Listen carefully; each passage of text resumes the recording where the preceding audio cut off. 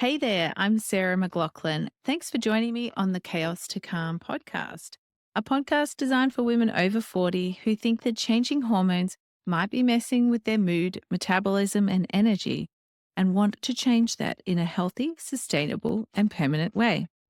Each episode will explore topics related to health and wellness for women in their 40s, like what the heck is happening to your hormones, what to do about it with nutrition, lifestyle, and stress management, and inspiring conversations with guests sharing their insights and tips on how to live your best life in your 40s and beyond.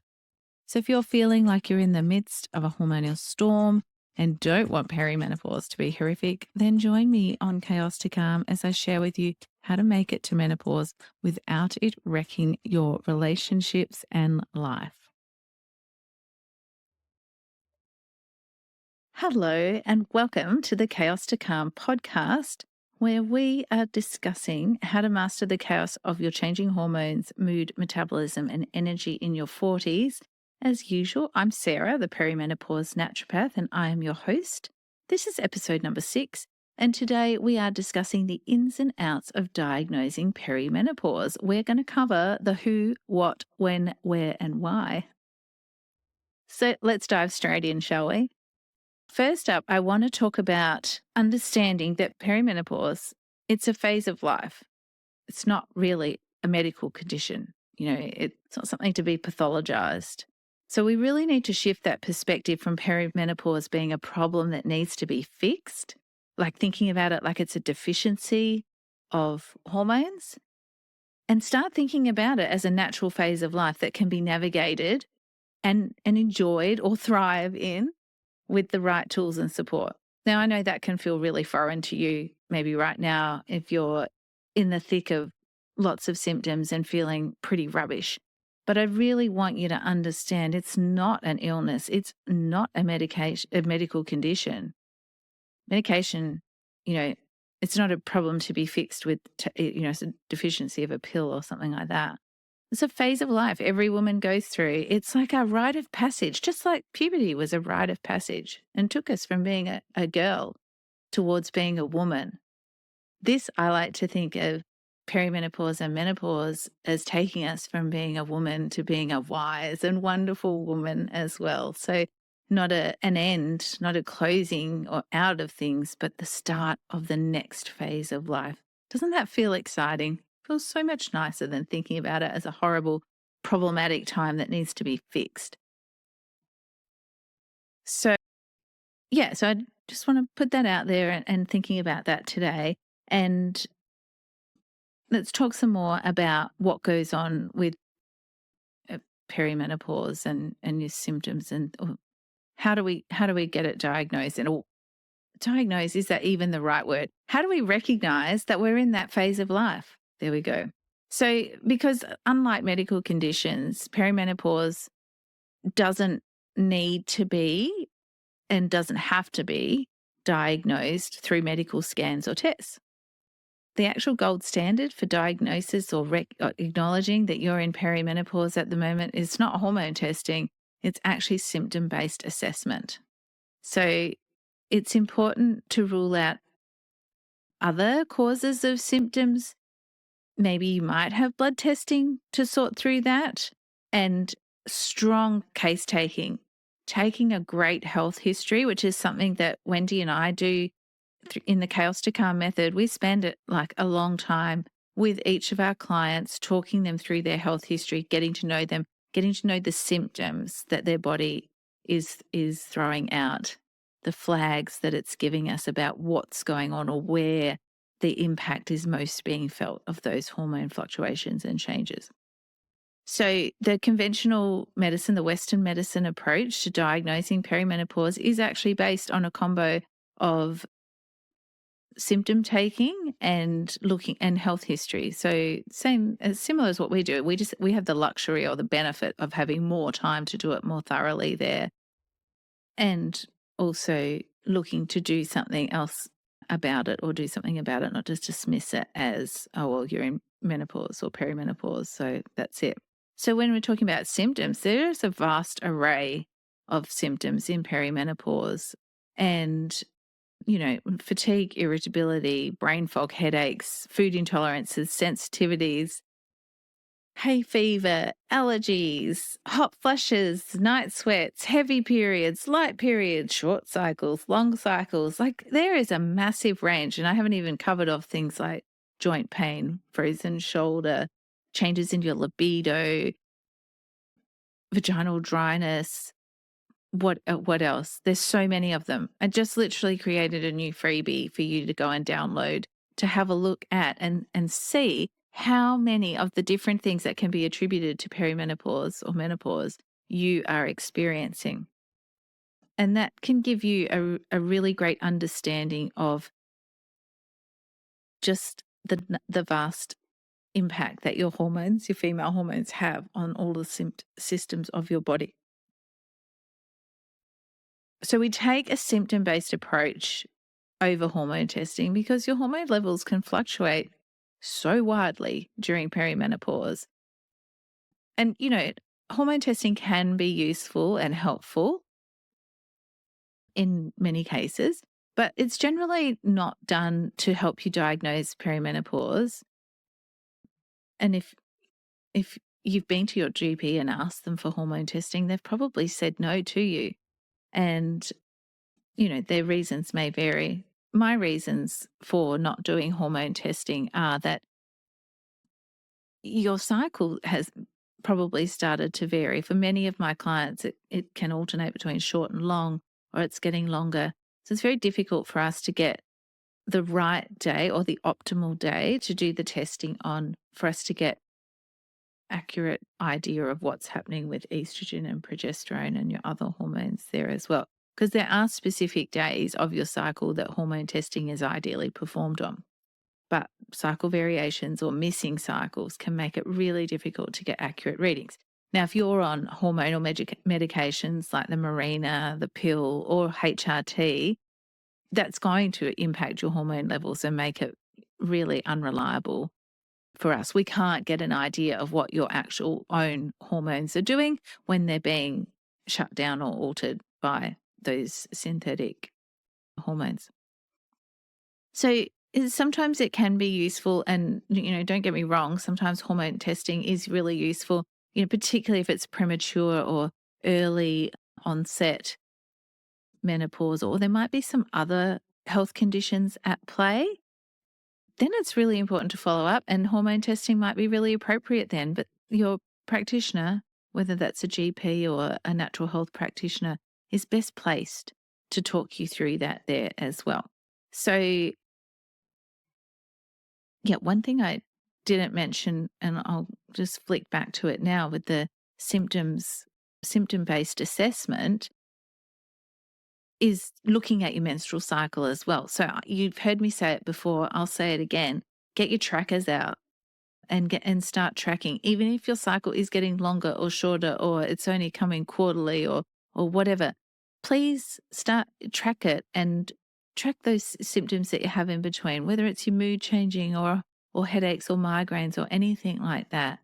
It's worth tracking all of those things and collecting that data for yourself so that you can see when things are changing, or you can see if there's a cycle or a pattern to those symptoms that are coming up there.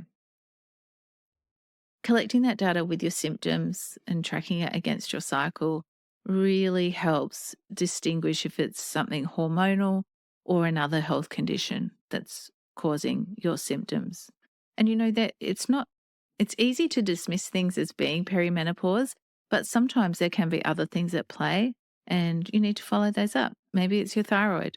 And yes, your thyroid is more likely to go a bit wonky during perimenopause. That's the medical term there, wonky, of course. But it's, we still need to investigate and follow that up there as well. So, the symptoms of perimenopause can be really challenging, we know, and they don't have to be your inevitable or just how it is. You don't have to grit your teeth and bear it. There's lots of things that you can do to support yourself, and understanding where you are in that perimenopause journey is really, really helpful for understanding what you can do or what's available to you to do, or even just how long. How much longer is this potentially going to go on for? So that's another part of my new freebie that I've got for you, the Perimenopause Decoder. You've got all your symptoms to go through and see which ones are impacting you, but I've also put together this natty little table for you that the different phases of perimenopause, and I've talked about the phases of perimenopause in a previous poddy. And so you can see roughly how long each phase would last for. So you can see, oh, I reckon I'm in this phase, judging by the symptoms that I'm getting.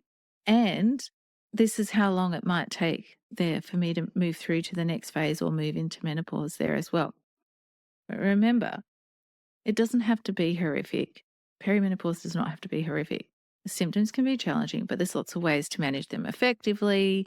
You've heard me talk about food as medicine lots of times.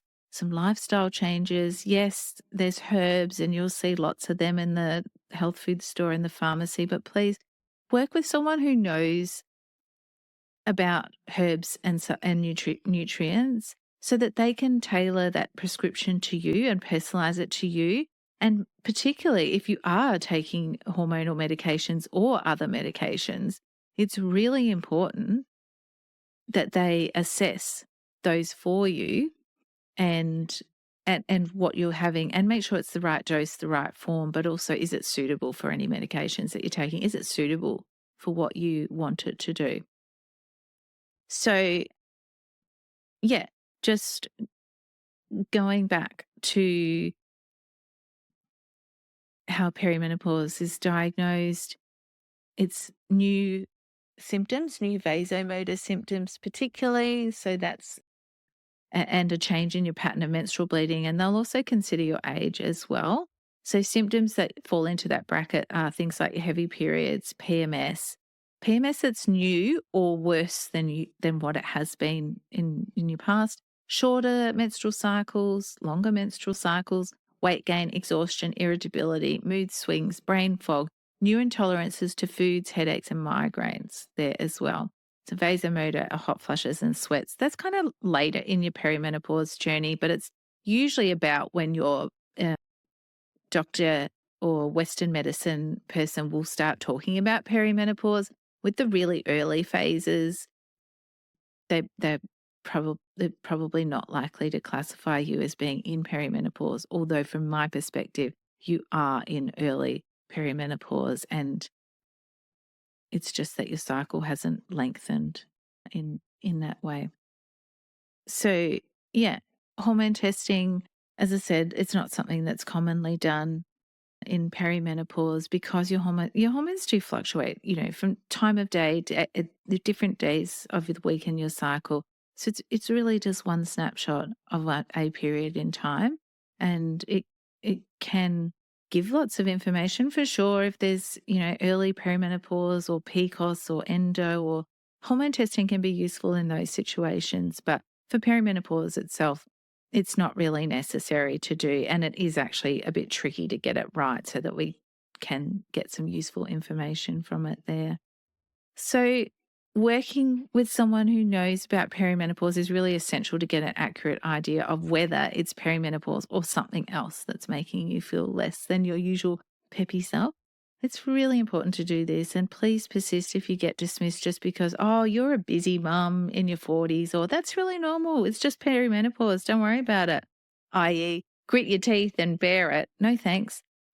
Just remember, common doesn't have to equal your normal, and perimenopause doesn't have to be horrific. So that's hopefully your two takeaways that you get from hanging out with me. And just while we're finishing up, symptom-based assessment is the standard for understanding where you're at in perimenopause.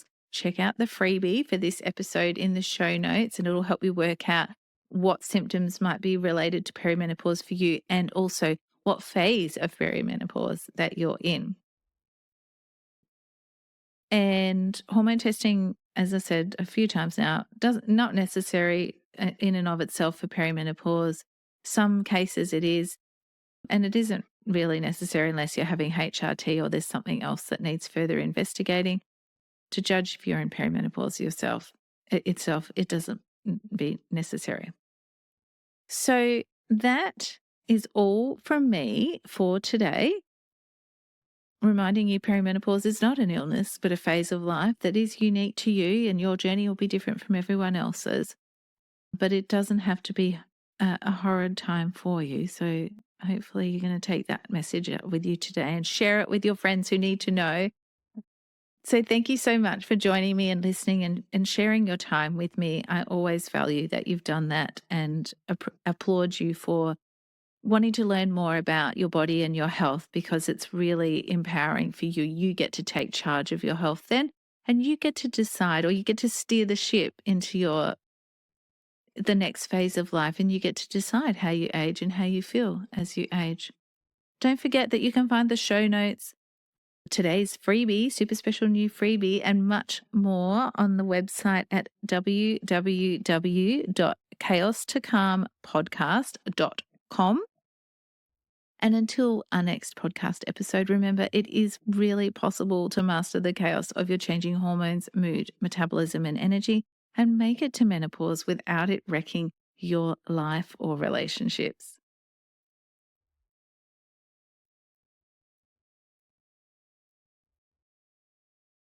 It's really common for women over 40 to experience the chaos of changing hormones, mood, metabolism, and energy. But I hope you know now that common doesn't have to equal normal for you or them. You can help others understand they aren't alone in feeling this way, and that perimenopause doesn't have to be horrific, by subscribing, leaving a review, and sharing this podcast with other women in their 40s and beyond. Thanks so much for listening and sharing your time with me today in this Chaos to Calm conversation.